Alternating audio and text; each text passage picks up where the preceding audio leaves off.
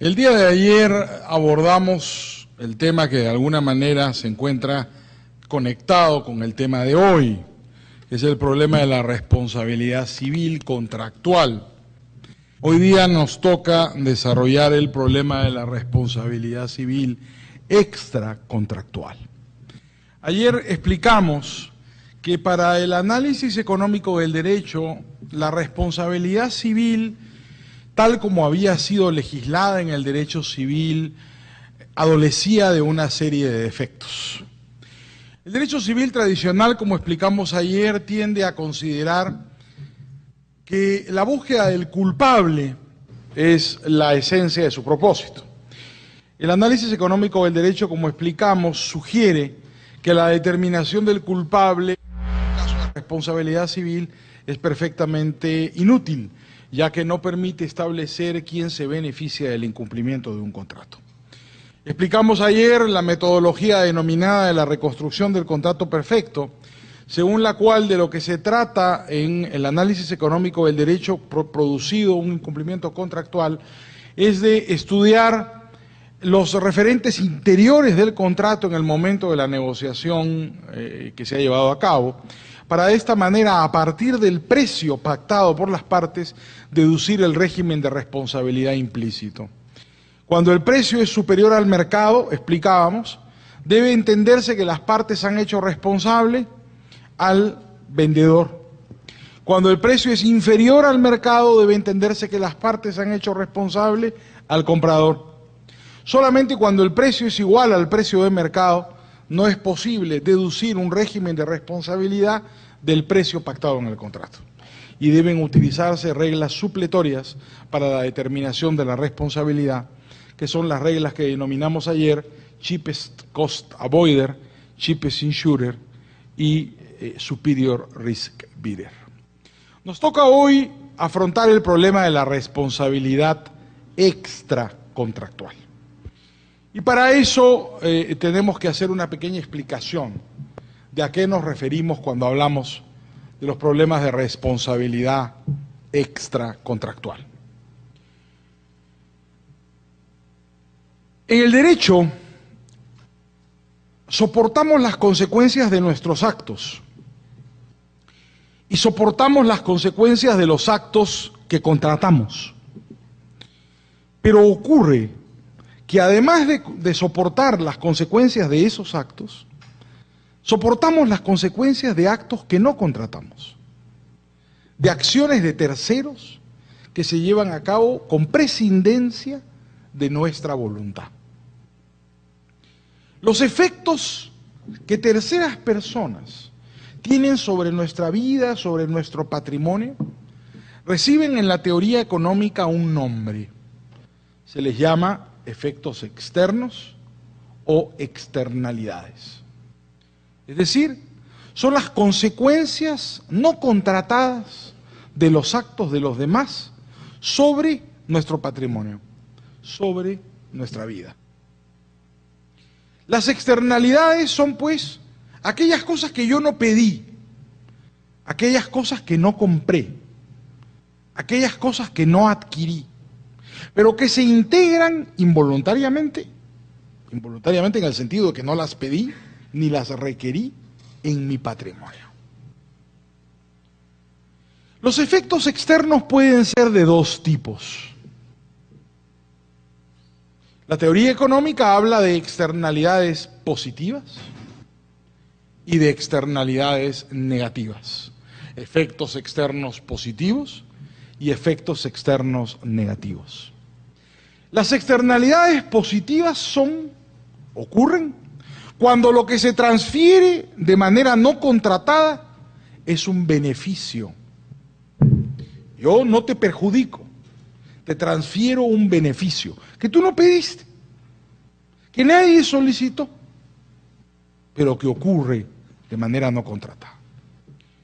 También puede ocurrir que lo que me transfieran sea un perjuicio, un daño, en cuyo caso la teoría económica habla de externalidades negativas, cuando lo que se transfiere es un daño, un costo y no un beneficio.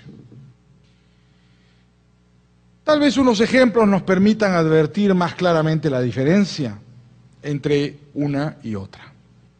Cuando hay una externalidad positiva, el ejemplo clásico de todos los libros, es el del buen vecino que riega su jardín.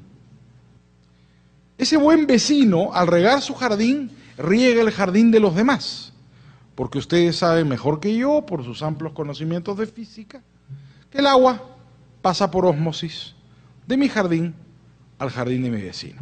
Al regar mis plantas, riego las plantas de la vecindad. Esa es una externalidad positiva. Claro, salvo que el jardín de mi vecino sea un jardín zen donde haya cactus, en cuyo caso le haré daño.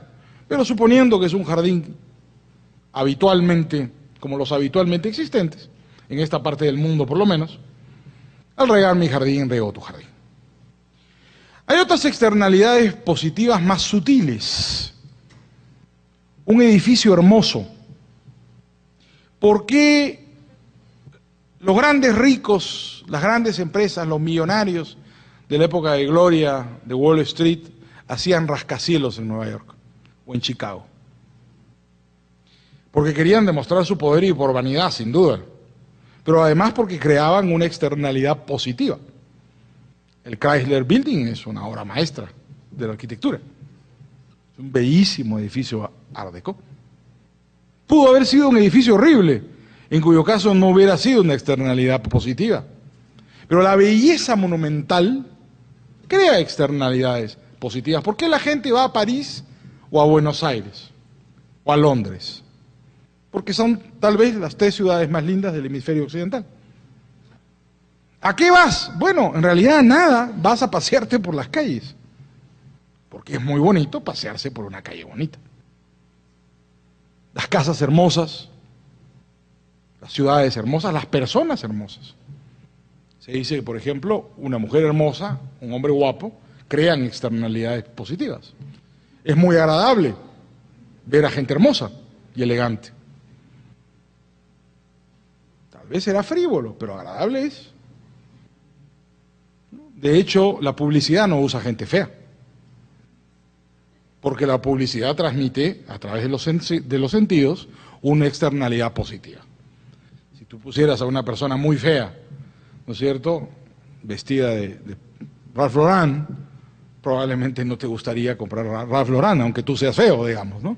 Porque todos aspiramos no serlo y creemos que por vestirnos como el bonito o la bonita, seremos bonitos o bonitas. No solo se transfieren cosas buenas, no solo se transfieren beneficios de manera no contratada, también se transfieren costos de manera no contratada. ¿Cuándo se transfiere un costo no contratado? Cuando hay una externalidad negativa. Bueno, el ejemplo clásico que ustedes conocen mejor que yo, con la contaminación ambiental. ¿No? El industrial que echa sus humos a la atmósfera, en lugar de procesarlos, está transfiriendo parte de sus costos a los demás. Respírate mi humo. ¿No? De repente podría no haber humo o menos humo, ¿qué importa? Respírate mi humo. Te he pasado parte de mis costos. Le he transferido a la sociedad parte de mis costos. El minero que en lugar de procesar el relave, echa el relave minero a las aguas de un río, a una laguna, a un lago, y contamina, hace exactamente lo mismo.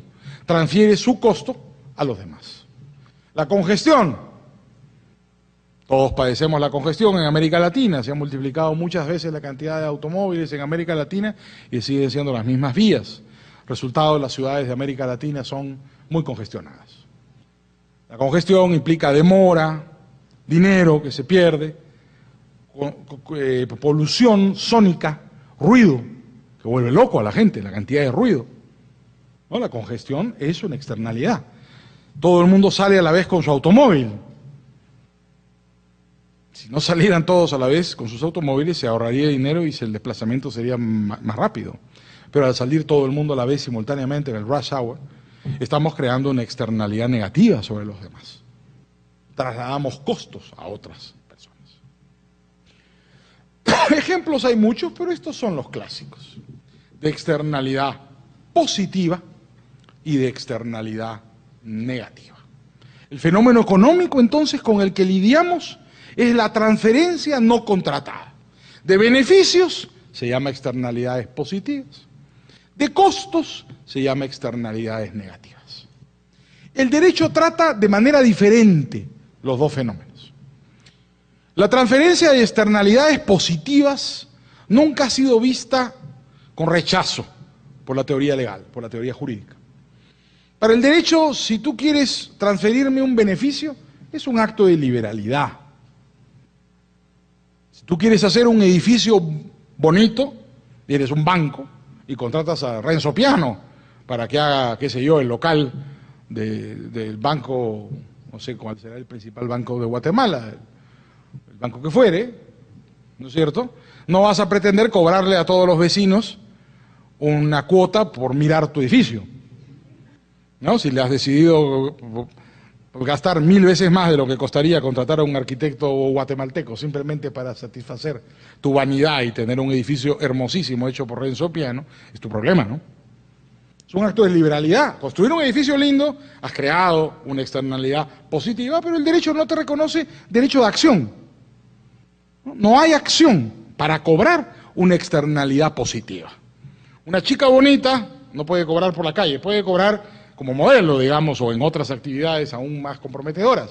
Pero por caminar por la calle, te cobro porque me mires. Un muchacho guapo, tampoco. Es una liberalidad. Además de ser un problema, porque a la gente bonita le disgusta que la estoy mirando, es la tragedia de la gente bonita. La señora compulsiva en el barrio, que al barrer la puerta de su casa barre la casa del vecino y la del otro vecino y la del frente, porque no le gusta que haya hojas en la vía pública, en la acera, difícilmente puede conseguir que le paguen por hacerlo los vecinos. Usted limpió la puerta de su casa y la mía porque usted está loca, señora. Yo no le pedí que limpiara la puerta de mi casa, la barrió porque quiso. Es una liberalidad. Aún así hay algunos supuestos, en el caso de transferencias no contratadas de beneficios de externalidades positivas, que podrían ser polémicos. Es el caso de los clubes de golf. Los clubes de golf privados suelen generar externalidades positivas. ¿Por qué? Porque son bonitos. Entonces la gente construye edificios alrededor de los clubes de golf. De hecho, hay desarrollos inmobiliarios que implican un club de golf, típicamente americanos. Haces un club de golf al centro y casas alrededor. Esos desarrollos inmobiliarios hechos deliberadamente han solucionado el problema de la externalidad, porque a la persona que compra una casa, que compra un terreno en ese desarrollo inmobiliario, le venden también una acción del club, con lo cual no hay externalidad, es tu club, tú vives y miras el club, pero tú pagas el mantenimiento del club.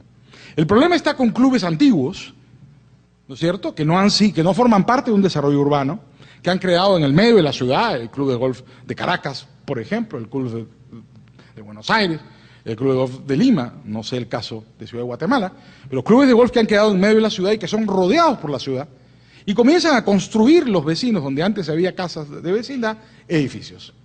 ¿Para ganar qué? La servidumbre de vista. Porque los clubes de golf son bonitos, siempre son parques bonitos. Entonces, ¿qué ocurre ahí? Si esas personas son socias del club, no hay problema. La externalidad está internalizada, dicen los economistas, porque tú pagas por el club. El problema está cuando tú no eres socio del club y te beneficias de una vista por la que tú no pagas. De una vista privada, pues si fuera un parque público, está en tus impuestos. Pero si es un parque privado, como un club de golf, y no pagas por él y te beneficias de ese club de golf, mirándolo de tal manera que un departamento, por ejemplo, sin esa vista podría perder buena parte de su valor. La pregunta legítima que tenemos que hacer, ya a estas alturas, después de casi un año de estar discutiendo análisis económico del derecho, es si no hay un caso de enriquecimiento indebido, donde unas personas se benefician de la inversión de otros. Por lo menos hay un tema de free riding aquí. ¿Se acuerdan que hablamos del free riding? Cuando hablamos de los derechos de propiedad, el problema de los derechos de propiedad, aquella gente que se beneficia de cosas que no pagan, bueno, aquí hay un problema de free riding, ¿no?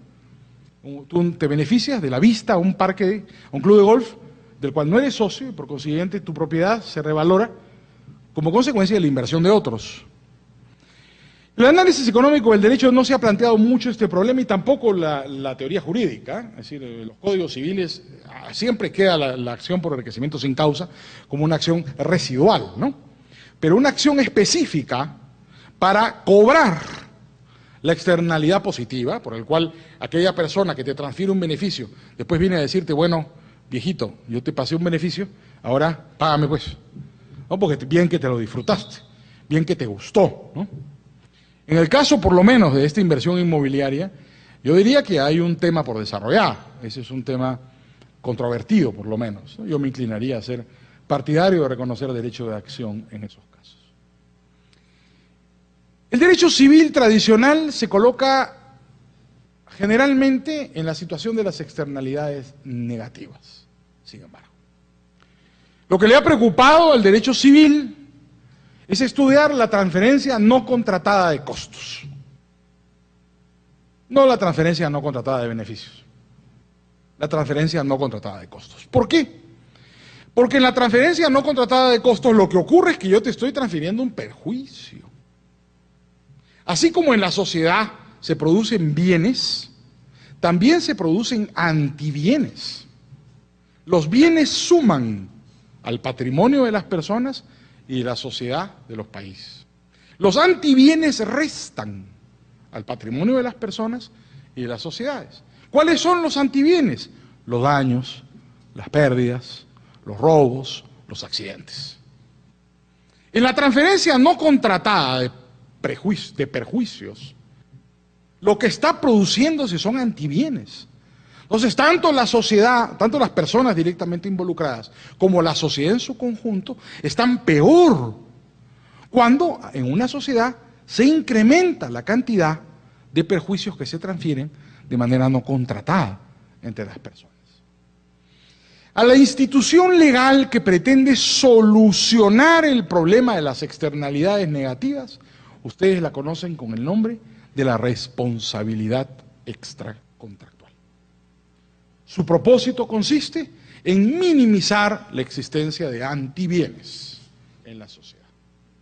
Lo que se trata es que en la sociedad no se transfieran perjuicios. Los economistas dirían que se internalice la externalidad. Es decir, que alguien pague por el perjuicio que se está causando.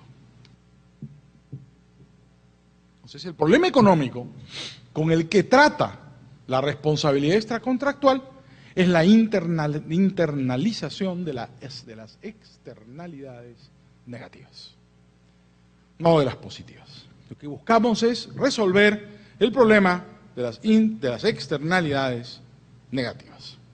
¿Cuáles son las reglas que ha creado el derecho civil para internalizar la externalidad? El derecho civil, el derecho privado, en el transcurso del tiempo ha oscilado entre dos reglas. La regla más antigua, denominada la regla de la propiedad. La regla más moderna, denominada la regla de la responsabilidad. Examinemos brevemente cada una de ellas. En primer lugar, la regla de la propiedad.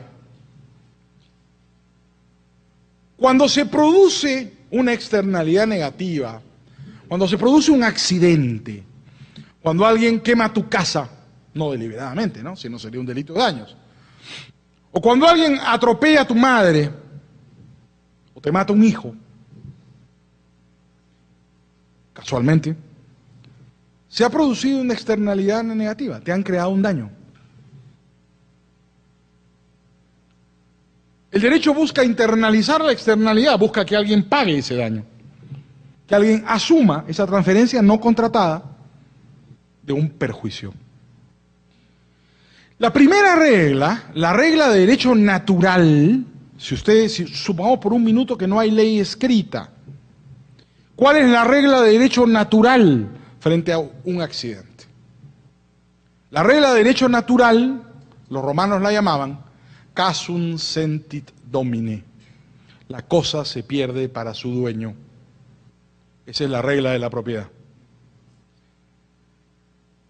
En el derecho civil, comparado, en el derecho además considerado históricamente, la primera manera de solucionar el problema de la responsabilidad extracontractual es que el daño lo asuma la víctima. El punto final. Esa es la regla de derecho natural. Atropellan a un familiar, tienes que pagar tú la sepultura o la cura del familiar. Destruyen un bien tuyo, sorry, your problem. Tienes que pagar tú la reconstrucción de tu casa o de tu fábrica. El daño lo asume la víctima. La cuenta la paga la víctima. Los romanos le decían casum seti domine. La cosa se pierde para su dueño, la cosa la padece el dueño, el daño lo padece el dueño.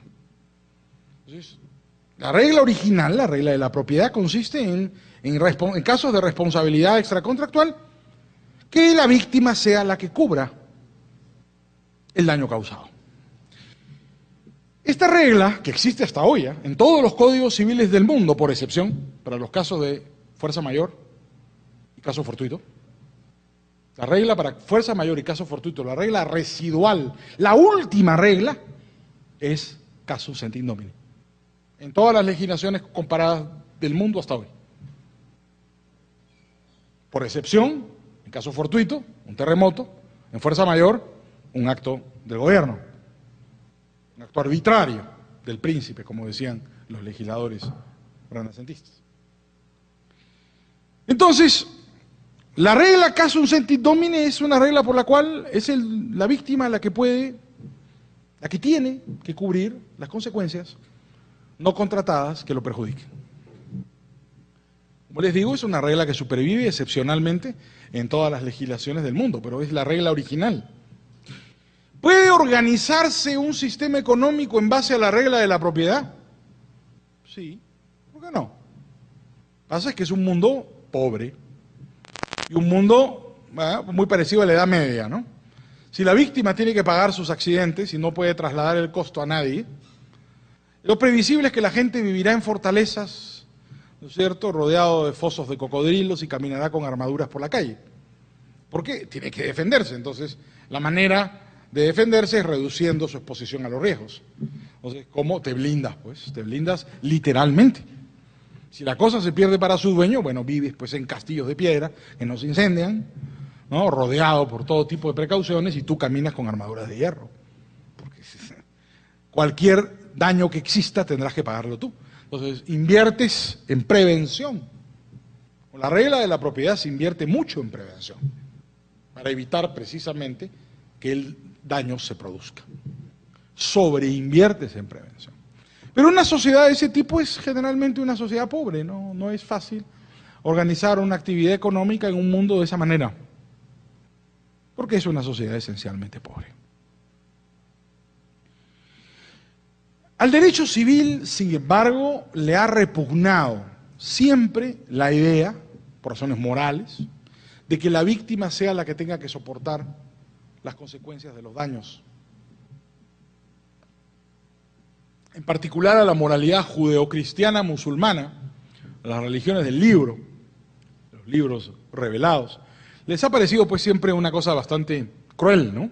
Si además de que murió tu madre, tienes que pagar tú todas las consecuencias y nadie tiene que asumir las consecuencias de sus actos, si encima que se tomó tu casa tienes tú que reconstruirla porque nadie te pagará el daño que se ha causado,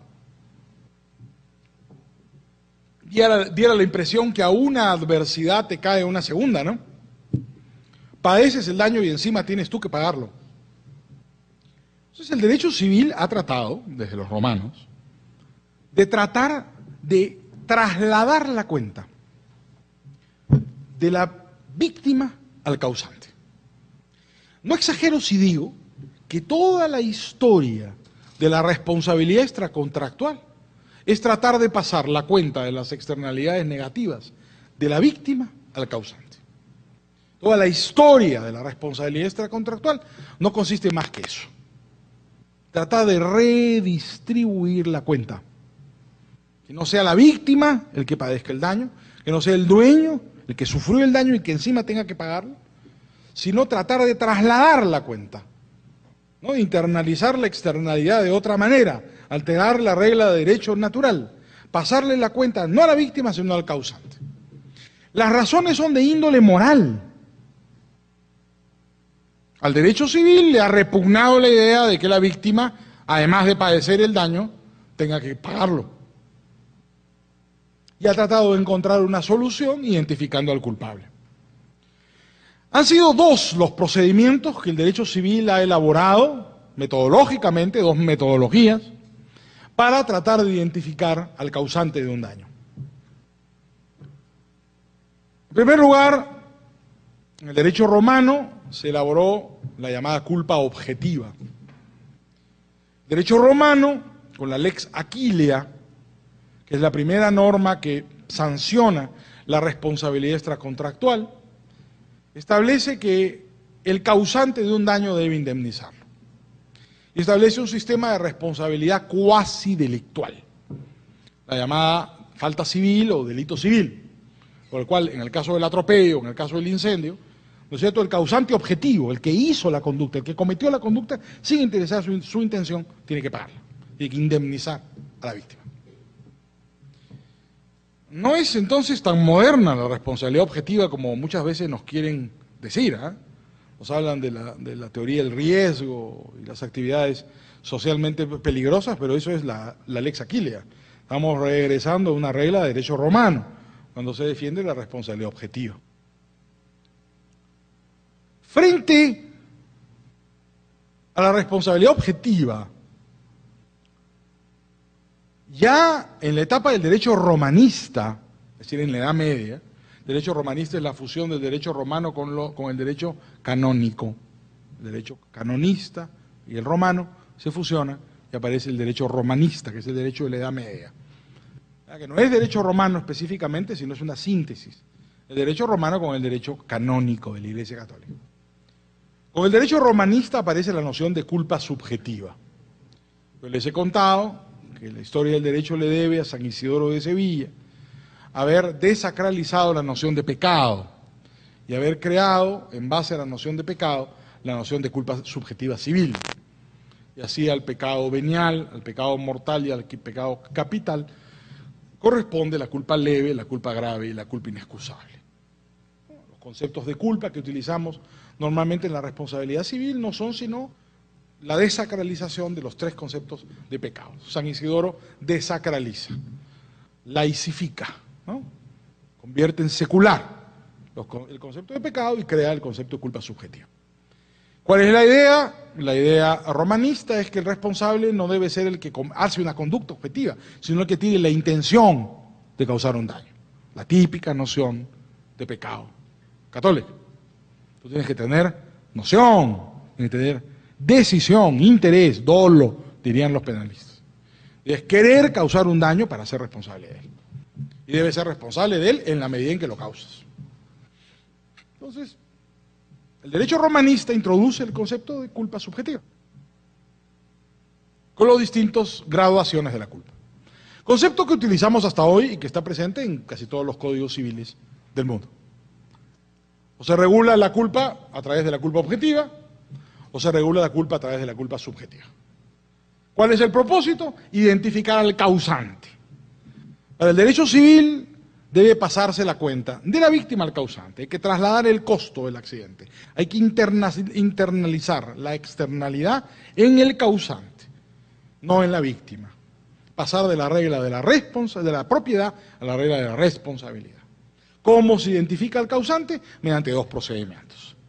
La culpa objetiva, determinar quién tiene la culpa objetiva, o determinar quién tiene la culpa subjetiva. Quién tuvo intención de causar el daño y en qué medida lo causa. Las legislaciones civiles del mundo, sean romano-germánicas o anglosajonas, oscilan por ahí. Y tienen distintos grados de culpa objetiva, distintos grados de culpa subjetiva. ¿No es cierto? Las leyes de tránsito del mundo tienden a objetivar la culpa. Es más fácil resolver los problemas de tránsito, pero hay algunas legislaciones que no. Tú puedes contestar una multa de tránsito, por ejemplo, por un accidente alegando que no tuviste la intención de causar ese daño. pero depende de las legislaciones. En cualquier caso, son dos paradigmas que son utilizados por el derecho civil de manera tradicional. ¿Cuál es el problema con las fórmulas de derecho civil para solucionar el problema de las externalidades negativas? La limitación principal, porque uno podría decir, bueno, así está organizado el mundo y ahí está, pues. Las legislaciones, todas las legislaciones del mundo, o te hacen responsable objetivamente o te hacen responsable subjetivamente, ya está. ¿Qué pasa con el derecho civil como vehículo para solucionar el problema de las externalidades, el problema económico causado por las externalidades negativas? Que el hecho que tú indemnices a la víctima, sea por culpa objetiva o subjetiva, muchas veces no soluciona el problema. Piensen en particular con ciertos tipos de accidentes, en particular con accidentes modernos, con daños modernos como la contaminación ambiental. El hecho de que yo sea un minero y te pague a ti, que vives a la orilla de un río, una indemnización por haber contaminado el río, no significa que el río se limpie. Que yo vierta mis humos a la atmósfera y cause un daño, enferme a una persona. Bueno, yo soy un hombre responsable, pues voy y te pago, pues ya está, la indemnización. Y la atmósfera sigue sucia. Las soluciones de derecho civil han aparentado ser ineficientes para solucionar algunos problemas de responsabilidad extracontractual, particularmente los derivados de problemas ecológicos, contaminación ambiental, tránsito, congestión. Y han aparecido en el transcurso del siglo XX soluciones de derecho público para enfrentar el problema de la responsabilidad extracontractual, que han venido a sumarse a las fórmulas de responsabilidad civil tradicionales que conocemos.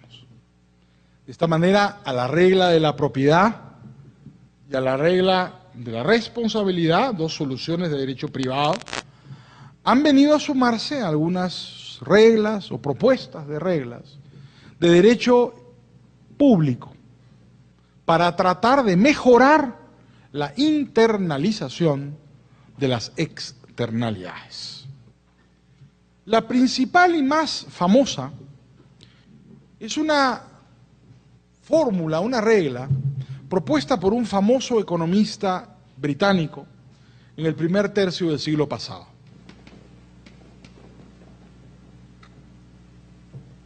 Arthur Chester Pigou fue un economista muy famoso en su época y que tuvo una gran influencia en los primeros 30 o 40 años del siglo pasado.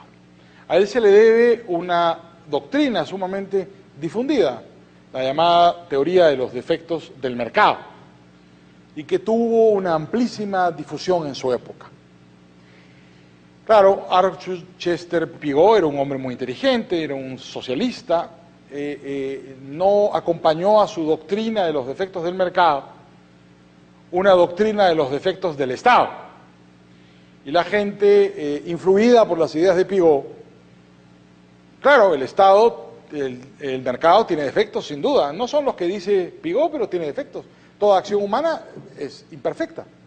El problema fue que Pigou, como no dio la versión completa y omitió los defectos del Estado, indujo a mucha gente a pensar que el Estado no tenía defectos, cuando el Estado es también defectuoso y estoy seguro más defectuoso que el mercado.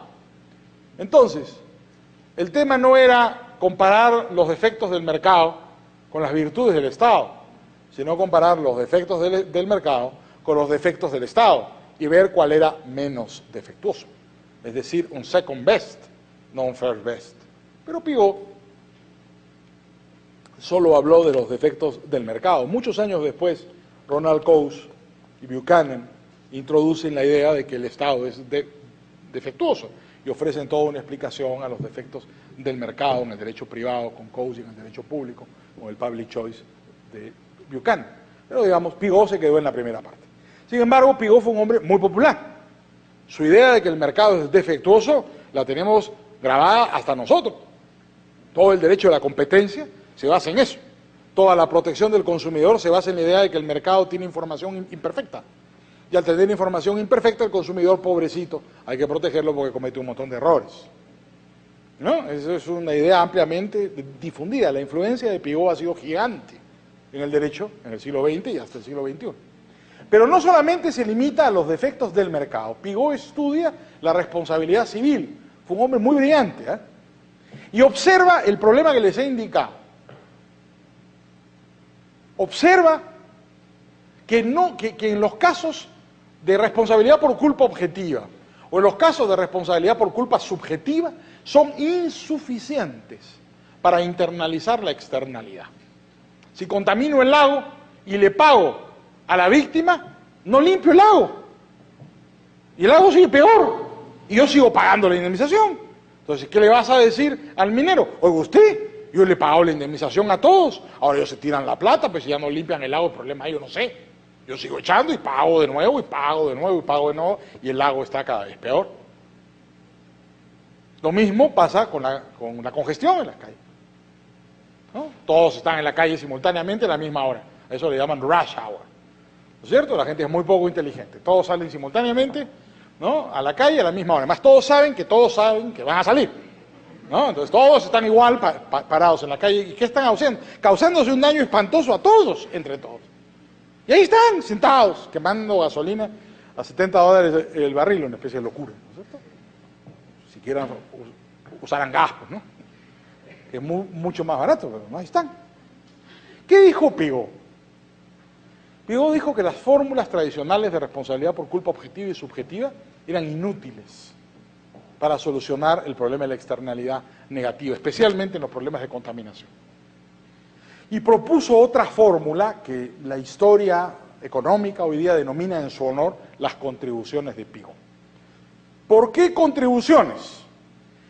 Porque la fórmula propuesta por Pigou era crear un tributo. Ustedes saben, mejor que yo, que los tributos son de tres tipos: impuestos, contribuciones y tasas. Los impuestos son aquellos con los que se grava, por ejemplo, la renta, o con los que se grava el valor agregado en las ventas. Las tasas son aquellas tarifas que el Estado te cobra por los servicios que efectivamente te presta. Las contribuciones, que no son ni impuestos ni tasas, son otro tipo de tributo que el Estado cobra con un fin específico, generalmente para hacer una obra pública. Por ejemplo, cuando el Estado hace una carretera, cuando la municipalidad hace una carretera o una autopista, le cobra a los vecinos la prorrata del costo de la autopista. Eso se llama la contribución de mejoras. Termina la obra y viene en tu recibo municipal de los impuestos que corresponden una contribución adicional. Se llama mejoras, y ahí te la cobran. Inspirado en este concepto fiscal tributario, Pigou propuso utilizar el sistema tributario, en este caso, crear una contribución para internalizar la externalidad. ¿Cuál era el propósito? La propuesta de Pigou era que, por ejemplo, en el ejemplo de la laguna, del río, de un bosque arruinado, que el Estado corrigiera el problema. Pigou era finalmente un socialista, de que el Estado limpiara la laguna, que el Estado reforestara el bosque, que el Estado limpiara la playa o el río, y le cobrara a todas las personas directamente beneficiadas el costo de la limpieza. Esta idea de introducir al Estado a través de un mecanismo fiscal para corregir, para internalizar una externalidad, se imaginarán ustedes, a través de las denominadas contribuciones de Pigou, hizo fortuna. Y se aún muchísimos los casos. Además, es la fórmula que generalmente utilizan todas las reguladoras ambientales, empezando por la EPA, por la EPA en los Estados Unidos, para solucionar los problemas ambientales. Cuando hay un derrame de crudo, de petróleo, El Estado lo limpia y le pasa la cuenta a todos. Cuando hay una bahía sucia y contaminada, el Estado o el gobierno de la ciudad la limpia y le pasa la cuenta a todos los vecinos. La idea de Pigot era, sin embargo, que fuera una contribución. Es decir, que el Estado no hiciera negocio con esto. Que se cobrara exactamente lo que había costado. Limpiar la bahía costó tanto, limpiar la playa costó tanto, hay que pasarle a los vecinos la prorrata exacta de lo que costó. Para internalizar la externalidad. Obligar, eso no significa que el causante no pague. El causante pague su indemnización. Pero el Estado además la limpia para que no ocurra de nuevo. Y se le cobra a quien corresponde. Las contribuciones de Pigot se hicieron muy famosas en Estados Unidos a partir de una experiencia. Fue la limpieza del puerto de Baltimore. Baltimore en Maryland, muy cerca de Washington, tenía un puerto enorme en un área muy deprimida, con criminalidad muy elevada, un sitio sucio, contaminado y muy peligroso. La ciudad de Baltimore lo que hizo fue limpiar el puerto de Baltimore a través de un sistema de contribuciones de Pigot. Hoy día el puerto de Baltimore es una maravilla. No solamente se ha renovado urbanamente esa zona, y digamos, los viejos edificios industriales hoy día son unos lofts maravillosos, ¿no es cierto? Y las viejas fábricas son unos centros comerciales lindísimos, sino lo que era un sitio realmente horrible, se ha convertido en el lugar donde va la gente a comer, a tomarse un trago, donde se pasea la gente bonita, las mejores boutiques, acoderan los yates de los ricos y famosos. Porque se limpió el puerto de Baltimore utilizando el mecanismo de las contribuciones de Pigot. Siguiendo la experiencia de Baltimore en Estados Unidos, se ha hecho mucha experiencia de limpieza ambiental a través de las contribuciones de Pigot. Otro ejemplo emblemático es el de Boston. Como en el caso de Baltimore, Boston tenía un puerto muy sucio y descuidado. Hoy día, eso es lo más lindo de Boston. El puerto de Boston ha sido totalmente recuperado, exactamente igual, las zonas espantosas de Boston se han convertido en lo más lindo de todo Boston, ¿no? La moda Soho, irse a vivir a una antigua fábrica donde existen, ¿no es cierto?, todo se convierte en un estilo industrial, en unos lofts muy bonitos. Otro caso es el de Nueva York. Los barrios horrendos de Nueva York, empezando por el Soho y siguiendo otros, se han recuperado de la misma manera. El municipio los limpia, los arregla y les cobra a los vecinos el costo de arreglarlo. No me acuerdo cómo se llama ese barrio de Nueva York que antes era el Camal de la ciudad. De repente alguno de ustedes se acuerda, ya me olvidé el nombre, pero es uno de los sitios más feos de Nueva York, el barrio donde estaban los camales, los matarifes, donde se mataba el ganado. Hoy día ese barrio es una maravilla y es todo limpiado por las municipalidades. Las contribuciones de Pigot se convirtieron entonces en un método de política pública, un instrumento de derecho público muy popular, siendo la idea internalizar la externalidad, es decir, cobrarle a los ciudadanos el costo de la limpieza ambiental. El último sistema de derecho público que busca internalizar la externalidad son las multas. ¿Cuál es el problema con las multas? Las multas están en todas las legislaciones ambientales del mundo. El problema con las multas es que no garantizan nada, ni la reparación a la víctima, ni la limpieza del daño ambiental. ¿Por qué? Porque la multa la cobra el gobierno. Entonces, la multa se la mete al bolsillo el gobierno. Y con la multa suelen pasar dos cosas. Cuando la multa es muy alta, fomenta la corrupción. Cuando la multa es muy baja, pagas la multa y sigues contaminando. ¿Qué te importa? Está barato, denme dos. ¿No? Si es tan barato, sigo contaminando, pues ya está. Denme tres también. ¿No? Entonces, las multas suelen ser muy ineficientes, por esa razón. Porque afinar una multa es muy difícil. En segundo lugar, la multa no va ni a la víctima, ni a reparar la cosa. La responsabilidad por culpa, la regla de la responsabilidad, sea culpa objetiva o subjetiva, tiende a que la víctima reciba una plata que lo compense. Las contribuciones de Pigot lo que buscan es que se repare la cosa que se ha dañado. La multa no satisface ni a la víctima ni a la cosa. Es en realidad el peor de todos los mecanismos tendentes a buscar la internalización de la externalidad. ¿A qué viene esta explicación preliminar? Este es el problema económico de la responsabilidad extracontractual. ¿Quién paga la cuenta de los daños? ¿Cómo se maneja la cuenta de los daños? Guido Calabresi, en un libro clásico llamado El costo de los accidentes, cuya lectura sugiero enfáticamente, trató de examinar la mayor o menor eficiencia de las distintas maneras de solucionar el problema de las externalidades negativas. Y para examinar cuál sistema era el más eficiente, si la regla de la propiedad, la regla de la responsabilidad, sea objetiva o subjetiva, las contribuciones de Pigou, las multas, se planteó estudiar el problema del costo de los accidentes. Así se llama su libro, El costo de los accidentes. Yo los invito a leerlo, porque no creo que nadie pueda ser abogado en estos tiempos sin haber leído el libro de Calabresi, que en realidad es un punto de inflexión en la responsabilidad civil. Estemos o no estemos de acuerdo con él, no cabe duda que Calabresi marca un punto de inflexión en la manera de enfrentar el problema de la responsabilidad civil.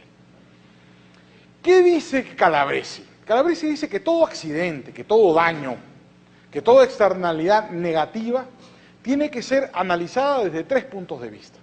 Según Calabresi, todo accidente, toda externalidad negativa produce 3 tipos de costos, que él llama, no muy originalmente, costos primarios, secundarios y terciarios. ¿Cuáles son los costos primarios de los accidentes? Los costos primarios de los accidentes son el disvalor que te produce, la disminución de tu patrimonio. Como decíamos, los bienes agregan. Los antibienes, los daños, son antibienes. No agregan, restan. Los costos primarios de los accidentes son aquellos disvalores que te producen los accidentes. Si en un choque de automóviles muere tu mamá, el costo primario es la muerte de tu madre. Entonces el daño que te causa a ti es haber perdido a tu madre. Es un daño evidente. El costo del accidente, los costos primarios, son el disvalor que te producen, la reducción en tu bienestar, en tu patrimonio. Entonces, por ejemplo, si ha habido un daño, qué sé yo, alguien de una bicicleta te atropelló y te rompió el brazo, tú puedes establecer el costo primario como los costos directamente asociados como consecuencia del accidente que has tenido. Los abogados romano-germánicos diríamos en ese caso que hay que sumar, ¿no es cierto?, el daño emergente, aquello que directamente se te causó, con el lucro cesante, lo que dejaste de ganar, con un daño moral si existía. Son todos los costos primarios, todo lo que se deriva directamente del evento dañoso, de la externalidad negativa. Calabresi dice que además de costos primarios hay costos secundarios.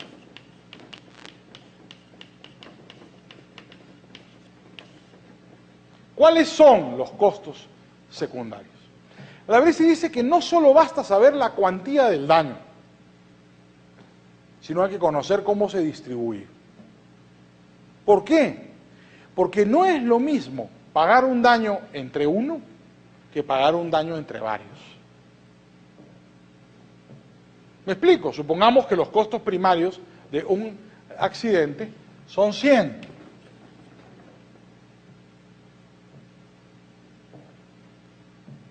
Si 100 deben ser pagados por una persona,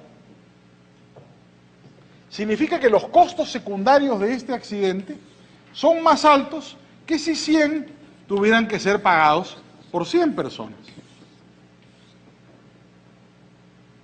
Tú puedes tener un sistema legal donde se sancione al infractor que te ha causado un daño, por el procedimiento que sea, digamos por culpa objetiva o por subjetiva.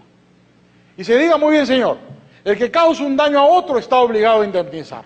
¿Cuál es el daño? El costo primario del accidente, 100. Usted es el causante, pague. Eso parece impecable en nuestra mentalidad de abogados, pero ¿qué dice Calabresi? ¿Qué es más factible? ¿Que se pague ese daño o que se encuentre un mecanismo para distribuir el daño, de tal manera que esos 100 no los tenga que pagar una persona, sino esos 100 los pueda pagar muchas personas. Calabresi dice, es mucho más probable que los daños se cubran más efectivamente cuanto más ampliamente estén distribuidos que si están concentrados. Todo sistema legal que concentra la reparación en una persona o en pocas tiende a que se cumpla menos que un sistema legal en el cual los daños se distribuyen ampliamente. Esto nos lleva directamente a un tema, el problema del seguro obligatorio. Calabresi es un partidario de los seguros obligatorios. Porque dice, con sistemas de seguros obligatorios, por ejemplo en tránsito, como en Europa, nos olvidamos de los accidentes de tránsito. ¿Por qué? Porque accidentes habrá, dice Calabresi, pero están indemnizados. Y a un costo mucho menor que haciendo responsable al causante. Porque como todos estamos asegurados, cuesta menos. Pues. Es mucho más probable que 100 personas pague cada uno $1 y ese daño se cubra, a que una pague 100, este no lo paga, pues ya está. No hay prisión por deudas, ¿qué hace? Se queda sin cubrir el daño. En cambio este se va a pagar. Entonces dice Calabresi, utilizando valores de tipo general, pensando en las sociedades y no en las personas, un sistema que distribuya los costos secundarios de los accidentes, que distribuya los accidentes de tal manera que los costos secundarios sean más bajos, es un sistema que va a permitir que los accidentes se indemnicen mucho más fácilmente. El tema de los seguros obligatorios, como ustedes saben, ha sido finalmente un tema muy polémico. Se ha impuesto en algunas áreas. La medicina en Estados Unidos. Hoy día hay todo un movimiento de médicos que no quieren estar asegurados. Pero es prácticamente imposible ejercer la medicina si no tienes un seguro. Habida cuenta de la alta litigiosidad que hace responsables, en este caso por responsabilidad contractual, que analizamos ayer, a los médicos. Pero, por ejemplo, se ha impuesto en el tránsito. Muchos países del mundo, Europa para empezar, algunos estados de los Estados Unidos, obligan a tener un seguro obligatorio. En el Perú, el seguro es obligatorio. Ahora, yo no soy, como ustedes imaginarán, un partidario del seguro obligatorio. No soy partidario de ningún seguro obligatorio, ni siquiera del seguro social obligatorio. ¿Por qué? ¿Qué produce el seguro obligatorio? Produce algo que en teoría de seguro se llama riesgo moral, el moral hazard. La gente se porta mejor o peor cuando todo el mundo está asegurado. La gente se porta peor. ¿Por qué? Porque ya no importa, pues. Todos sabemos que ya está asegurado, ¿no? ¿Ya qué? Ya no nos importa. Si en un mundo con regla de propiedad todos caminan con armadura, y es un mundo pobre, en un mundo con regla, con seguro obligatorio, ¿cómo camina la gente? Súper irresponsablemente. Camina a 1000 por hora, ¿qué te importa? Pues ya está pagado, ¿qué te importa? Nada. Corre nomás. Piensen en una cosa, por ejemplo, en Alemania no hay límite de velocidad en las carreteras. Claro, difícil ponerle a los fabricantes de Porsche, ¿no?, de Audi, un límite de velocidad, el lobby es demasiado fuerte. ¿Quién diablo se compra un Porsche, ¿no es cierto?, para correrlo a 100 kilómetros por hora?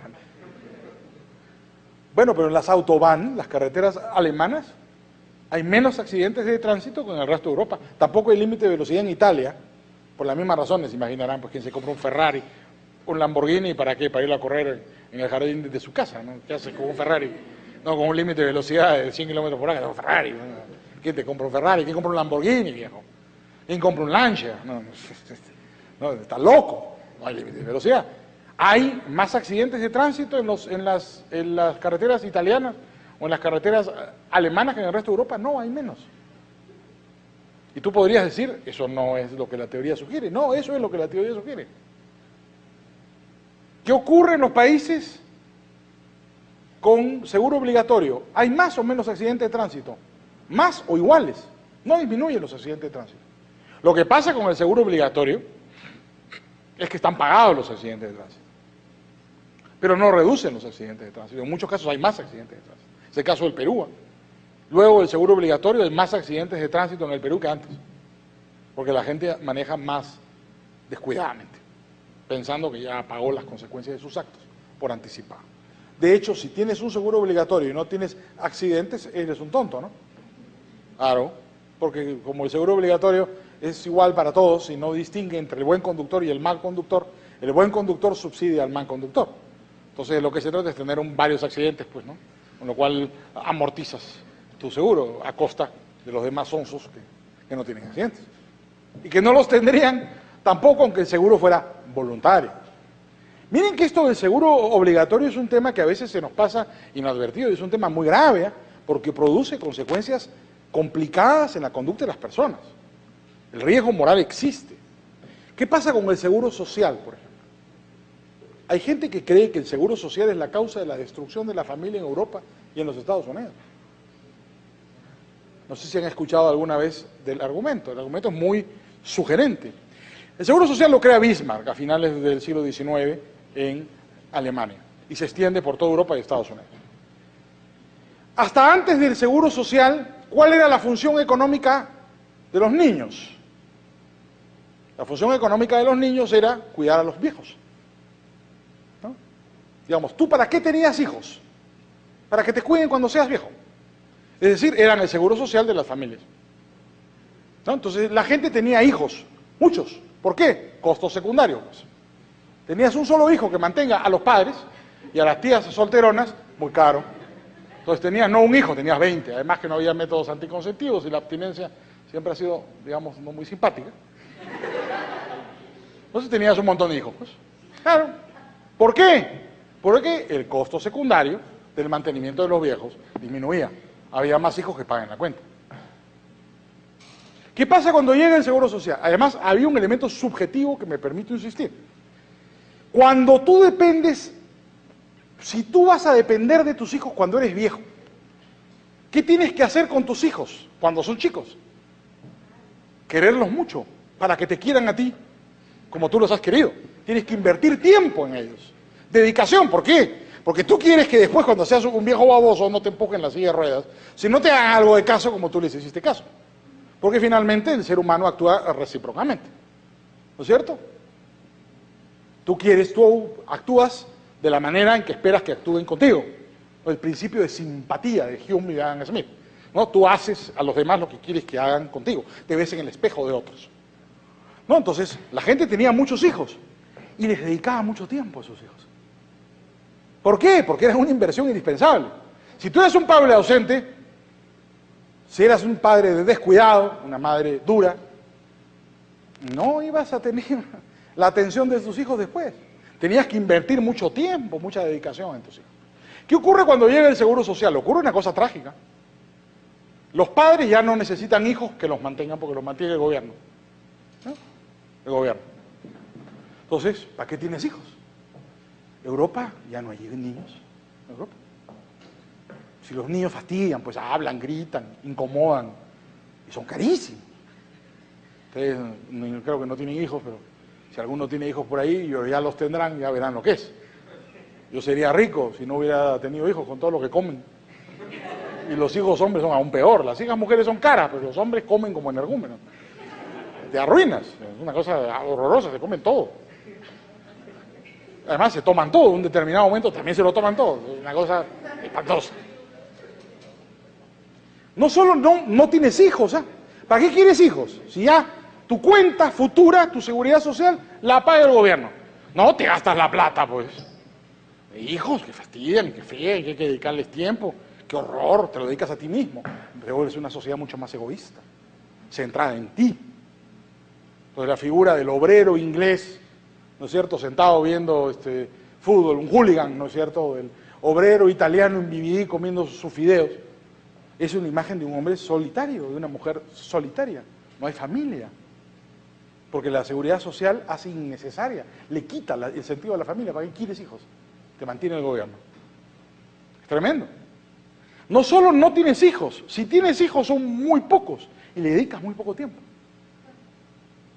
Porque ya no dependes de ellos. ¿Ya para qué quieres, digamos, las familias, la familia moderna con alta tasa de divorcios y separaciones? El hijo lo ves un ratito ya como al perro, ¿no? Golpecito en la cabeza. Ya estás en otra cosa, ya no me molestes, hijito. ¿Qué quieres? Ya no tienes tu juego de computadora, anda, pues ya no. Estoy ocupado. Es consecuencia del Seguro Social. El Seguro Social destruyó a la familia. La familia occidental fue destruida por el Seguro Social. Porque le quitó una función económica central. Los niños no sirven para nada en el mundo moderno. No tienen función económica. La función económica de los niños es cuidar a los viejos. Esto era el juego de la pirámide, el juego de Ponzi, ¿no? ¿Por qué tienes hijos? Para que paguen la cuenta de los viejos, pues. El juego de Ponzi, exactamente. La pirámide de Ponzi, ¿no? Hay que tener tantos hijos como sean necesarios para mantener a los padres.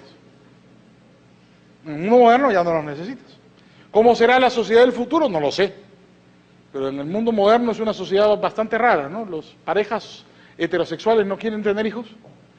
Son las parejas homosexuales las que quieren adoptar hijos, ¿no? Entonces, la familia será una familia voluntaria, probablemente, la familia que ustedes van a ver, yo no creo que la vea, pero en los próximos 50 años, mundo que ustedes vivirán, se darán cuenta, ¿no es cierto?, que vamos a pasar de la familia que conocimos a otro concepto de familia, ¿no?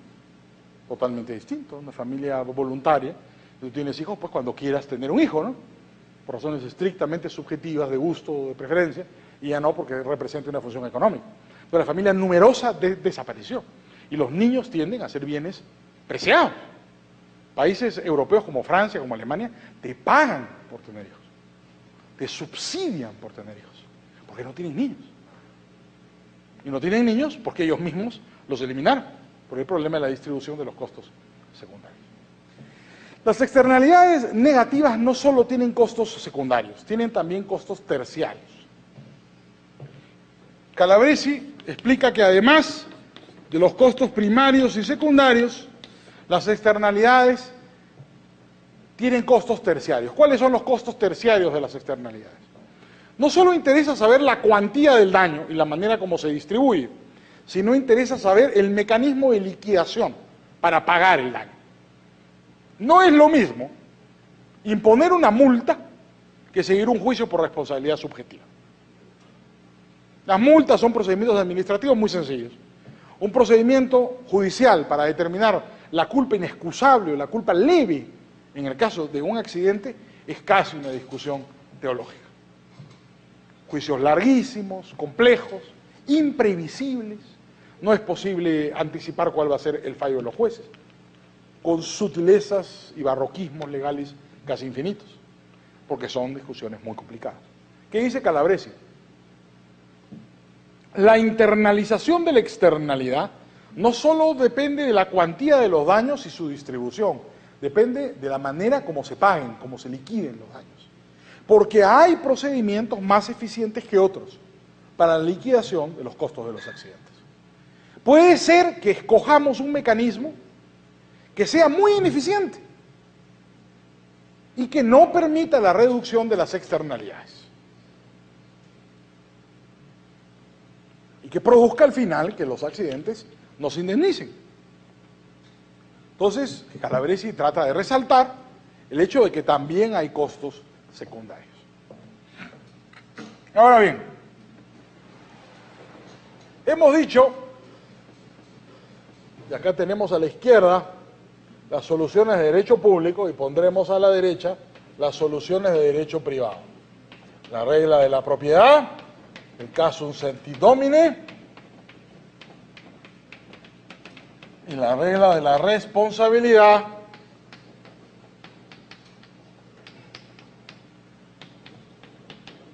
que puede ser, como ya conocen ustedes, de dos tipos, objetiva o subjetiva. Objetiva o subjetiva. Muy bien.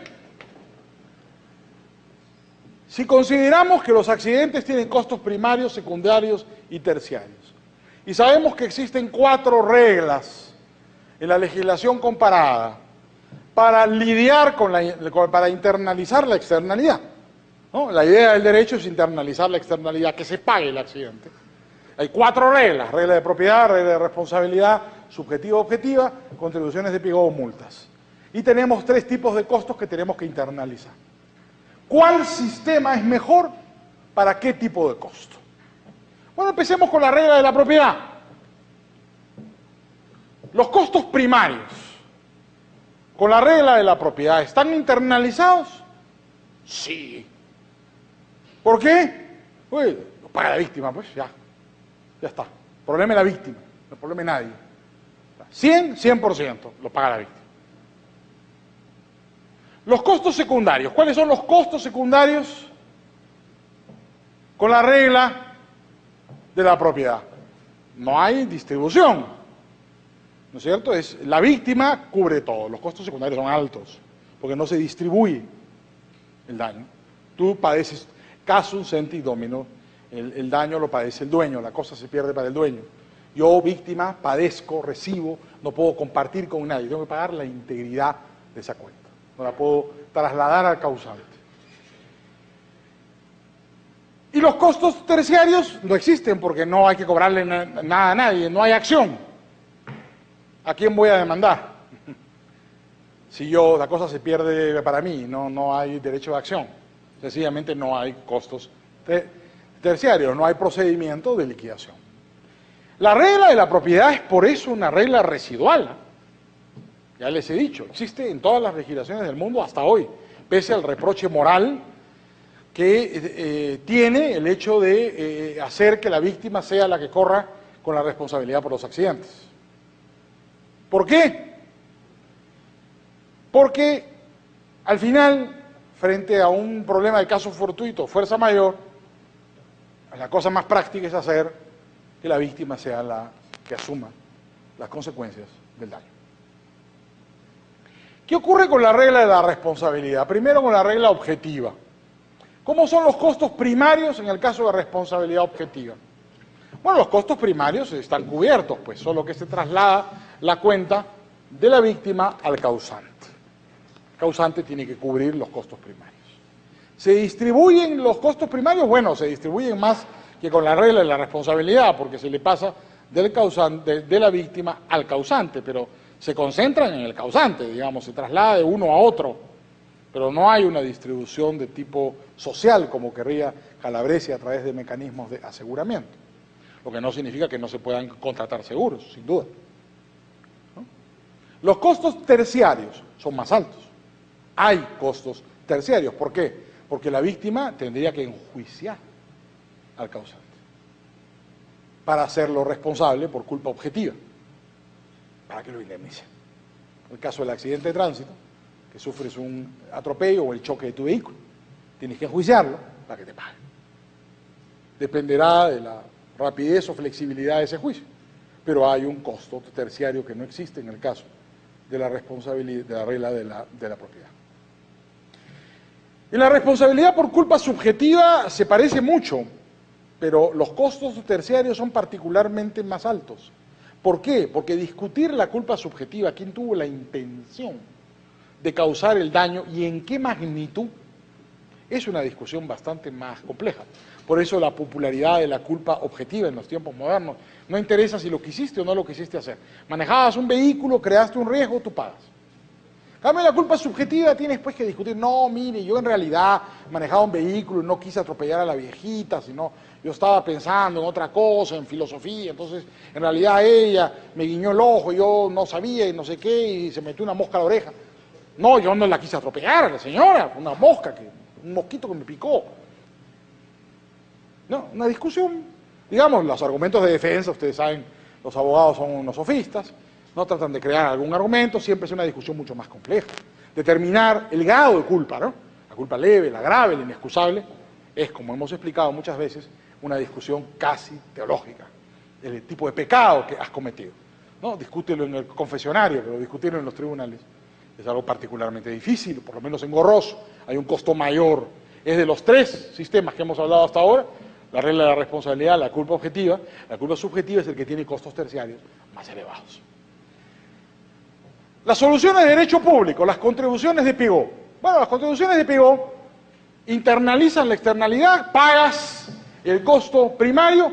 Bueno, sin duda, además, la idea de las contribuciones de Pigou es cubrir determinados daños que no son cubiertos por la regla de la responsabilidad. Limpiar las lagunas, limpiar los ríos, reforestar los valles, Eso se hace a través de un sistema de contribuciones de Pigou, es decir, diera la impresión que tiene un concepto más comprensivo, busca satisfacer mejor el daño que se ha introducido. Respecto de los costos secundarios, distribuye el costo del daño. ¿Por qué? Porque en las contribuciones de Pigou el gobierno limpia la laguna, limpia la playa y le pasa a todos los contribuyentes la cuenta, o por lo menos a los vecinos, o a quien corresponda. Con lo cual se distribuye pues el costo. O paga mucha gente. El gobierno es el que limpia y paga, y luego le cobra a los ciudadanos el costo de la limpieza de los bienes públicos afectados. El problema es que tiene costos terciarios muy elevados. ¿Por qué? Porque una contribución de Pigou implica primero la participación del gobierno, ¿no? Con lo cual siempre que el gobierno interviene a limpiar algo, probablemente va a ser costosa o mucho más insatisfactoria que cualquier solución privada. Yo recuerdo, hace poco la Universidad del Pacífico en el Perú dio a conocer una investigación sobre el programa del vaso de leche. En el Perú hay un programa muy antiguo por el cual se reparte un vaso de leche al día a los niños en las escuelas, ¿no? Y bueno, fue un proyecto muy popular, por lo menos ningún gobierno, es un proyecto municipal. No hay ningún alcalde que se atreva a ir en contra del vaso de leche, es una especie de principio sacrosanto de la redistribución en el Perú. Bueno, el estudio de la Universidad del Pacífico era muy interesante porque decía que de cada 10 soles que se gastaban, de cada 10 dólares, digamos, que se gastaban en el vaso de leche, 7 se iban en la burocracia y 3 en el vaso de leche. Bueno, claro, la Universidad del Pacífico lo que dijo es porque no le dan un cheque mejor a las mamás, ¿no? Por el 100% y que ellas se compren el vaso de leche, ¿no? El vaso de leche como que no tenía sentido. El vaso de leche era para alimentar una burocracia enorme, no para alimentar a los niños que se tomaban el vaso de leche. Como suele ocurrir en el Estado, hay mucho desperdicio de recursos. Además, hacer el cálculo del monto de la contribución siempre es complicado, ¿no? Porque es generalmente muy arbitrario. ¿Quién lo paga? ¿Por qué lo paga él y no aquel? Siempre hay un acto arbitrario de poder. Con lo cual los costos terciarios de las contribuciones de Pigou son elevados. Aunque, como les he dicho, está de moda, está en plena moda, a las autoridades ambientales del mundo les encanta el mecanismo de las contribuciones de Pigou, porque les permite tener cosas que hacer y pasarse limpiando puertos y bahías y valles y gastando cantidades de dinero enormes. Siempre recordemos que a la burocracia les interesa estas cosas de tipo faraónico. El pretexto son los bienes públicos. Nadie limpia los bienes públicos, las playas, los mares, las lagunas. Pues alguien tiene que hacerlo, pues. No basta la responsabilidad por culpa, porque los bienes públicos se quedan dañados. Pues alguien tiene que ir, el gobierno, a solucionar el problema del bien público y pasarle la cuenta a los demás. Y nos quedan las multas. Bueno, las multas son el patito feo, pues. ¿Por qué? Porque las multas no sirven para nada. ¿Ah? Es decir, ni solucionan el problema, no internalizan la externalidad, no pagan los costos primarios, ni se distribuyen a nadie, y tienen unos costos terciarios altos porque la multa la impones y puedes contestarla judicialmente. Entonces, al final acabas metido en un procedimiento judicial enorme revisando la legalidad o la constitucionalidad de la multa. Con el agravante que les he dicho, ¿qué ocurre con las multas? Si son muy altas, favorecen la corrupción. Si son muy bajas, bueno, vamos a contaminar o accidentarnos todos, pues. O en realidad resulta barato pagar la multa. La multa es profundamente, digamos, ineficiente para solucionar el problema de la responsabilidad extracontractual. Probablemente es el mecanismo más ineficiente de todos. Cualquier otro es mejor que una multa. Así que instintivamente cuando estén en el Congreso o ocupen un cargo público y les digan vamos a crear unas multas para que la gente haga esto bien, digan no, busquemos mejor prefiero meter a la gente a la cárcel antes que crear una multa. La multa es el más ineficiente de todos los sistemas concebibles para introducir algún beneficio dentro de la sociedad, por lo menos en lo que respecta al régimen de responsabilidad extracontractual. Dicho esto, ¿cómo se soluciona, siguiendo los principios del análisis económico del derecho, un accidente? Bueno, lo dijimos ayer, no voy a repetir el argumento para no aburrirlos, simplemente lo recordaré. Ayer hablamos de que la responsabilidad, para solucionar un caso de responsabilidad contractual, tenemos que recurrir a la metodología denominada de la reconstrucción del contrato perfecto y examinar el precio del contrato. Cuando el precio del contrato está por encima del mercado, eso significa que es responsable el vendedor. Cuando el precio del contrato está por debajo del mercado, significa que es responsable el comprador. Y cuando el precio es de mercado, tenemos un problema, porque no podemos deducir del precio el régimen de responsabilidad implícito en el contrato. ¿Qué dijimos en ese momento? Que para solucionar un caso de responsabilidad contractual a precios de mercado, teníamos que recurrir a 3 reglas supletorias, denominadas la regla del cheapest cost avoider, la regla del cheapest insurer y la regla del superior risk bearer. Muy bien, la responsabilidad esta contractual nos ahorra tiempo. En realidad, como no hay contrato, no hay precio que discutir. Tenemos que empezar directamente con las 3 reglas supletorias. ¿Cuáles son? Recordaremos nada más las 3 reglas. La regla número 1, según Calabresi, es la regla del cheapest cost avoider. ¿En qué consiste la regla del cheapest cost avoider? Calabresi sugiere que todo el derecho civil ha estado equivocado, ¿no? Hemos dicho que la historia de la responsabilidad extracontractual consiste en pasar de la regla de la propiedad, el daño lo padece la víctima, a la regla de la responsabilidad. Pasarle la cuenta de la víctima al victimario.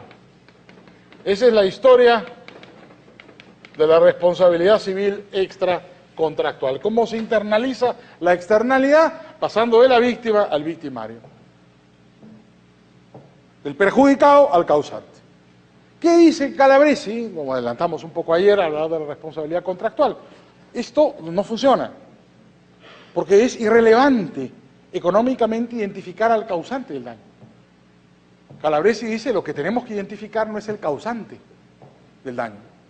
Lo que tenemos que saber es quién se beneficia por el accidente. ¿Puede haber alguien que se beneficie por un accidente? Sí, de su propia imprevisión. Es que Calabresi propone, para reemplazar todas las reglas que hemos dicho, las 4, una regla nueva, que él denomina la regla del previsor racional. ¿Quién debe responder por un accidente?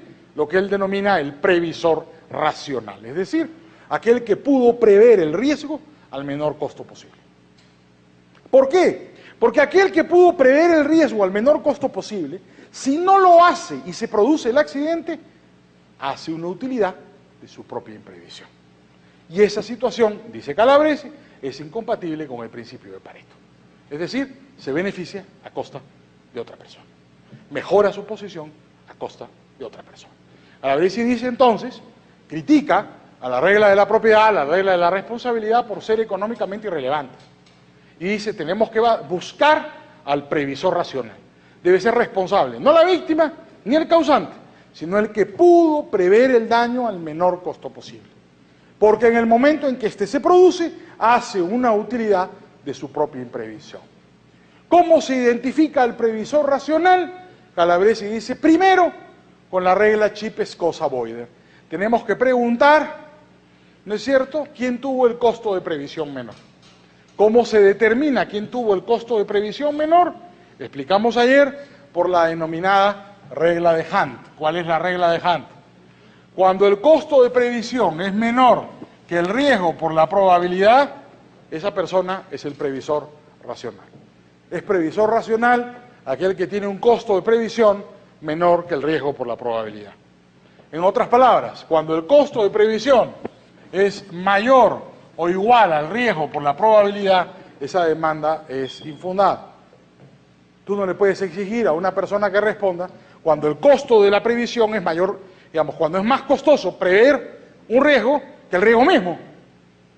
¿No es cierto? Si tienes que colocar un satélite en el espacio para saber si va a haber un cambio en las mareas, no vas a ser tú el responsable por un accidente náutico porque no pusiste un satélite en el espacio.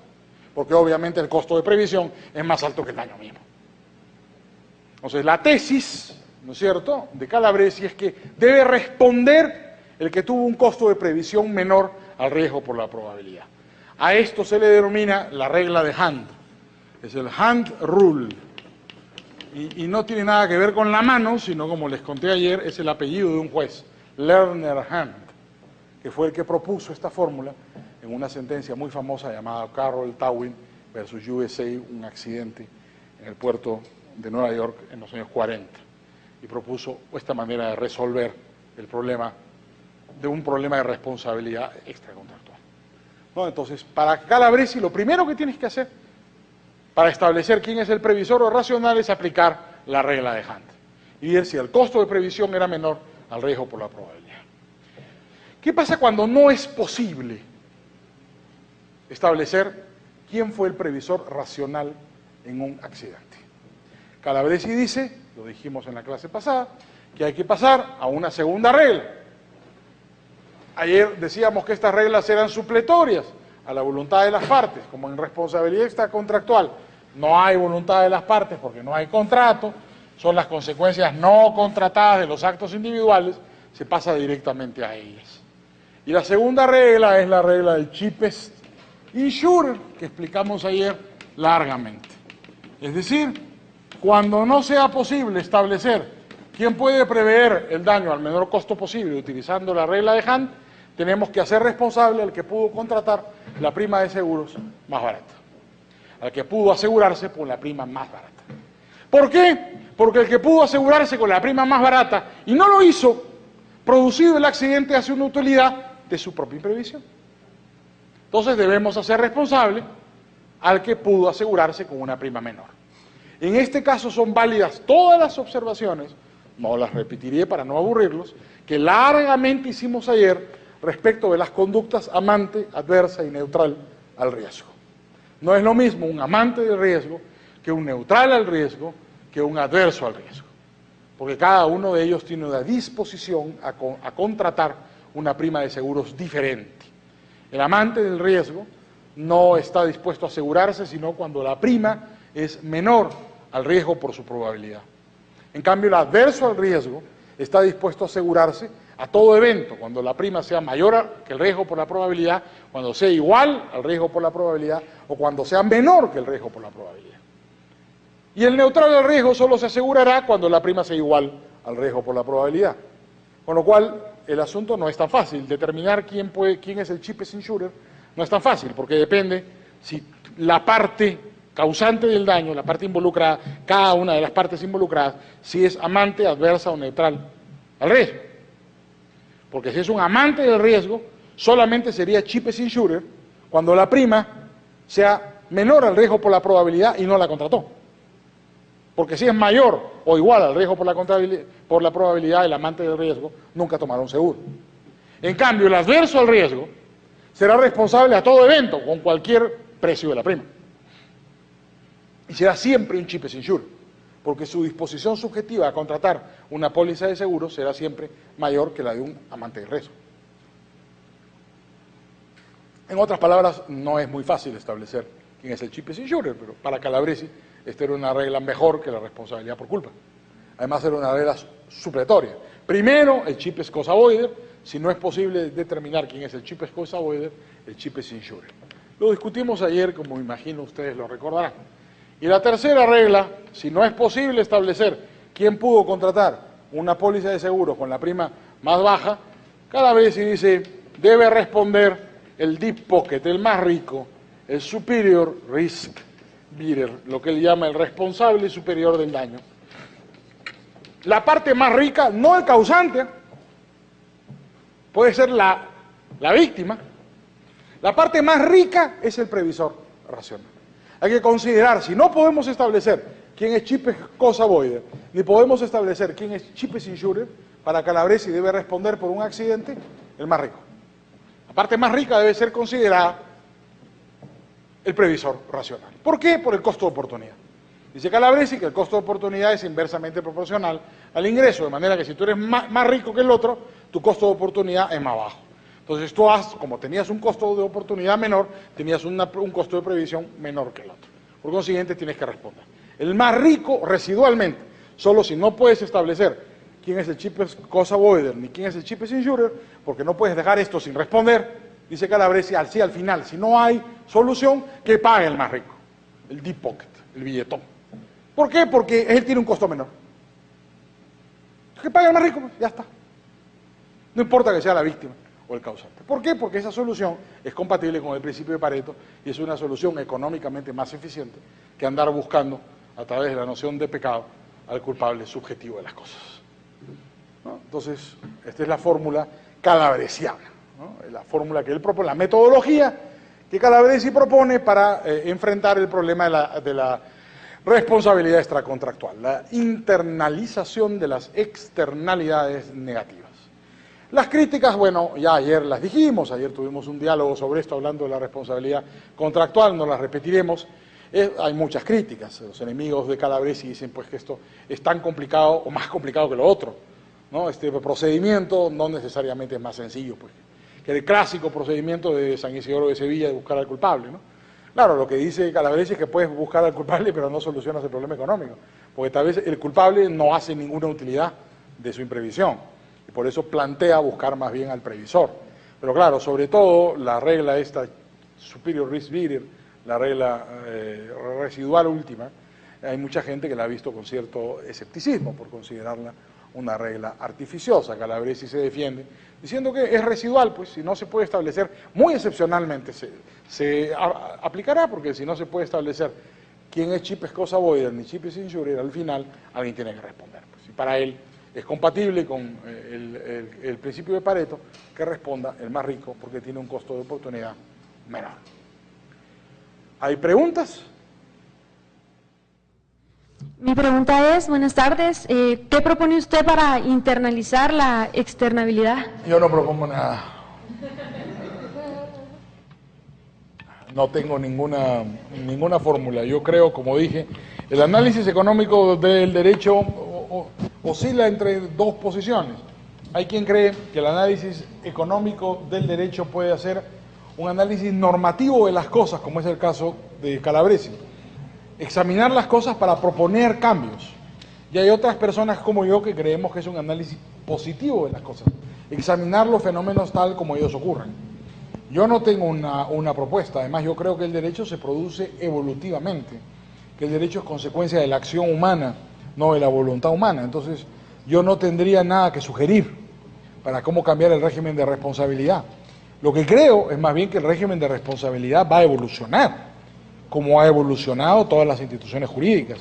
Y que hoy día, por ejemplo, en un mundo de contratación por Internet, donde la capacidad civil ya no interesa. ¿Ustedes se han dado cuenta que la mayor parte de contratos en Internet tú no sabes quién contrata? Puede ser un niño. De hecho, son niños. Y supuestamente, según los códigos civiles y la ley del mundo, no, la capacidad civil se adquiere a partir de la mayoría de edad. Mentira, pues ya. En Internet la capacidad civil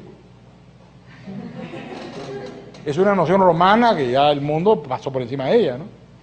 Vas a decir en Amazon, en algunas páginas web, es decir, es muy chistoso, ¿no? La manera como comprueban tu capacidad civil es ponen una declaración jurada. Dice, a ver, diga usted declara que es un mayor de edad. Todos los niños dicen, sí, ¿no? Sí, una idiotez, ¿no? Es decir, la capacidad civil, que era un principio sacrosanto del derecho. No todos hemos estudiado eso, todavía es una herencia del derecho romano. ¿No les parece que en la contratación por Internet la capacidad civil no tiene ninguna importancia? Bueno, tal vez la responsabilidad civil va a evolucionar, lo que pasa es que no sé cómo. Y no me atrevería a sugerir nada. Digamos, la idea de Calabresi es muy brillante, es muy genial. El costo de los accidentes es un ensayo brutal de análisis y de crítica. Lo que más me gusta, digamos, de las ideas de Calabresi es la crítica que hace a las reglas clásicas.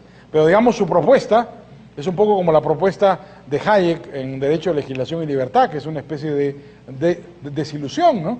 Luego de haber leído toda la economía austriaca y conocer las ideas de Hayek, que habla que el derecho es un resultado de la acción y no un producto de la inteligencia, lees el tercer tomo de Derecho, Legislación y Libertad y Hayek te propone una fórmula que se llama la demarquía, que es una cosa horrorosa, es decir, es de un constructivismo, un diseño artificioso, que es exactamente lo que Hayek se dedicó a criticar.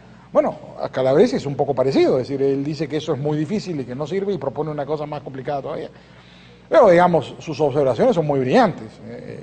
Por supuesto, no las comparto en todo sentido, pero creo que él toca algunos temas que sí son particularmente interesantes, pero no tendría una alternativa que ofrecer, ni me atrevería a ofrecerla, aunque la tuviera. Recientemente un profesor colombiano que vino acá presentó una tesis muy particular del análisis económico del derecho. Para él el riesgo era un costo. Y lo ponía el ejemplo con el uso de las motos en el sistema de distribución y logística. Entonces, a la hora de ocurrir el accidente, la empresa se ganaba un subsidio oculto, porque según él, los costos se asignaban directamente al conductor, al Estado o al sistema de seguros. Entonces, que esta actividad productiva quedaba aislada de la responsabilidad, recibía un subsidio oculto y eliminaba los incentivos para buscar un sistema más eficiente de producción. Yo no estaba muy de acuerdo con él, pero ¿qué piensa usted al respecto? ¿Quién fue Juan José del Granado? No, Diego López Medina. No lo conozco. Es de Harvard, digamos, es algo socialista. La observación es una observación, por supuesto, que depende del régimen de responsabilidad que exista, ¿no? Porque eso es cierto si tienes un régimen de responsabilidad por culpa objetiva o por culpa subjetiva, ¿no? Si tu régimen de responsabilidad es por culpa, la observación de este profesor es una observación atendible. Dependiendo de cómo se liquide el accidente, puedes estar subsidiando a alguien. Sobre todo, por ejemplo, si hay seguro obligatorio. No sé cómo sea en Colombia. En el Perú, lamentablemente, tenemos seguro obligatorio para la circulación pública. Todos tienen un seguro obligatorio. Entonces, sin duda, en ese sistema de previsión de accidentes hay un subsidio. Es decir, ¿quiénes subsidian ahí? Subsidian los que no tienen accidentes. Subsidia el diligente al no diligente, al negligente. El diligente subsidia al negligente y digamos, la persona individual al profesional. Pues si tienes una compañía de transporte, ¿no es cierto? Como en este caso, una gente que se dedica a repartir mensajes en moto, está siendo subsidiado por los demás. Depende del mecanismo, digamos, depende del régimen de responsabilidad que exista, pero sí podría ocurrir eso. Pero se puede tomar el riesgo como un costo, el mero riesgo, sin la ocurrencia del accidente, solo el riesgo como un costo. Bueno, ¿O no es solo la probabilidad de ocurrencia? a ver, lo que pasa es que el riesgo y la probabilidad son dos elementos que toman en cuenta las compañías de seguros para determinar el monto de las primas. Tú puedes establecer el riesgo y la probabilidad de que ese riesgo ocurran. Digamos, ahí llegamos a un problema más, que es si estás ahí haciendo objetivismo o subjetivismo, ¿no es cierto? ¿Qué es lo que estás calculando al final? Pero hay un procedimiento aritmético denominado el cálculo actuarial, por el cual tú puedes, mediante este procedimiento, determinar. Antes había una profesión, eran los actuarios, hoy día es un programa de cómputo. Pero digamos, esto era es un procedimiento matemático por el cual tú puedes determinar exactamente cuál es el riesgo de que te ocurra un accidente, que pierdas una mano, que pierdas un dedo, ¿no? que pierdas la vida. Es un procedimiento matemático, como todo procedimiento matemático artificioso, ¿no? Pero sí lo puedes establecer. En esa medida tu riesgo yo creo que podría ser considerado un costo. Lo que pasa es que, claro, vas a considerarlo como una especie de costo objetivo, ¿no? Pero es un procedimiento que podrías llevar a cabo. Yo creo que en las compañías de transporte, sobre todo en las compañías de transporte, la determinación del riesgo es un componente importante de las tarifas, ¿eh? Porque las compañías de transporte tienen muy claro el riesgo que puede existir en el caso de transporte, ¿no? Transporte de personas o transporte de carga. Y la determinación, en el caso de transporte de carga, de los fletes y de las personas, el precio del pasaje, tiene que ver también como un componente del riesgo que puede existir. En cuanto a las externalidades positivas, ¿usted cree que, como usted mismo mencionó, que casi nunca se internalizan? ¿Usted cree que si se deberían de internalizar? Y dos, ¿cómo se puede hacer esto? Porque por lo menos yo no fuera partidaria que el Estado lo imponga, pero también no veo la solución. ¿O las negativas? Las positivas. Y no veo también cómo el mercado podría solucionar esto. Como mencioné, el derecho considera las externalidades positivas como una liberalidad, por lo general, ¿no?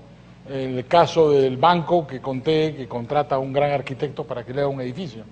No va a pretender después que le paguen por tener un edificio bonito.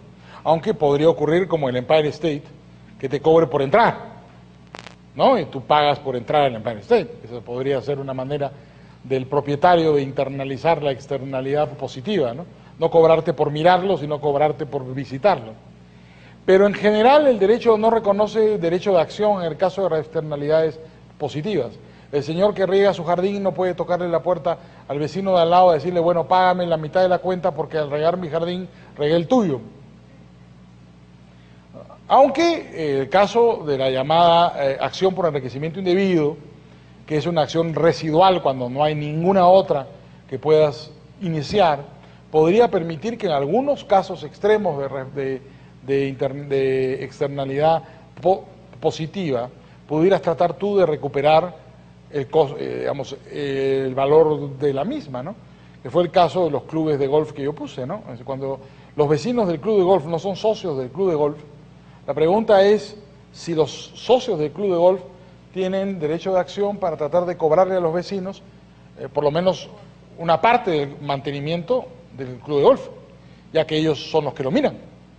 Y al mirarlo, digamos, al tener una vista sobre el club de golf, sus predios se enriquecen con la servidumbre de vista. Es un tema a discutir. Yo me inclinaría a decir que yo sí plantearía una acción ahí por enriquecimiento indebido, no es una acción específica, utilizar la acción genérica, pero yo la intentaría. En ese caso, no es pues el caso de la mujer bonita, ¿no es cierto?, ni del edificio lindo, porque efectivamente yo pago pues un parque lindo, donde yo juego con mi pelotita, pero tú lo miras, ¿no? Y el valor de tu predio, al crearme una servidumbre de vista, yo te podría excluir. Claro, pero imagínense hacer canchas de golf techadas. Claro, ahí te excluyo y te fregaste. ¿Qué miras? Mi techo. Ah, pero como no te puedo excluir, por lo menos en el estado actual de la tecnología, de repente algún día aprietas un botón pues y sale una cosa de plasma, ya está, y nadie te mira. Bueno, la tecnología ha evolucionado tanto del alambre de púas, digamos, a hoy día. Tal vez aparece pues una tecnología, pero por ahora la exclusión es difícil, ¿no? Entonces, ¿cómo los excluyes? De que te miren, de que entren, sí, hay una pared, pero de que te miren, ¿cómo los excluyes? Y el valor del predio, los edificios se construyen alrededor de los clubes de golf, porque son muy bonitos los clubes de golf. Los golfistas les encanta pasearse por su parquecito, ¿no?, golpear su pelotita. Entonces todos los clubes de golf son lindos en todas partes del mundo. Suelen serlo, salvo en Escocia, donde son horribles, porque no son totalmente salvajes. No, el green es lo único que se limpia. El resto de la cancha de golf es el bosque como es. Los escoceses no cortan las canchas de golf, tienen ovejas. En San Andrews tienen ovejas que se comen el pasto, y como la oveja no arranca el pasto, sino lo corta uniformemente, sueltan sus ovejas, que además son escoceses. Ahí están, entonces a veces a las pobres ovejas les cae un pelotazo que duele como los demonios. Y son el único lugar del mundo donde las canchas son horribles, son en Escocia, que son horribles. ¿Ustedes saben por qué son 18 los hoyos de una cancha de golf? Porque son 18 los tragos de una botella de whisky. Entonces, la regla escocesa es que cada jugador se toma un trago por cada hoyo. Por supuesto, acaban el partido en una tranca del carajo, ¿no es cierto? Cada uno lleva una botella de whisky en el alma. Es así, tú terminas, haces un hoyo, te pasas ahí, sacas tu botella y cada uno, sin decir una palabra, porque son esas amistades escocesas en que se son amigos del alma y no se dirigen la palabra, ¿no? Juegan golf, han jugado golf toda su vida, que se adoran además. Nunca se han dirigido la palabra, están ahí parados, toman su trago de golf, miran al viento y siguen jugando, ¿no? Terminan la cancha, llevan una botella de golf, llevan una botella de whisky encima. Son 18 los hoyos de golf, porque son 18 los tragos que salen de una botella de whisky. De la botella clásica de 750, las galoneras no, pues, ¿no? La botella clásica de whisky, 18 tragos, 18 hoyos. No, digamos, yo me atrevería, en ese caso de externalidad positiva, yo sí me lanzaría, pero no en todos los casos. El derecho tiende a considerarlo una donación, una liberalidad. Te gusta bonito, eres obsesivo, limpias la puerta de tu casa y limpias la casa del vecino, riegas tu jardín porque te da la gana y riegas el jardín del vecino. Has hecho un acto de liberalidad, no pidas que te lo paguen. Has actuado tú así porque tú te satisfaces de actuar así.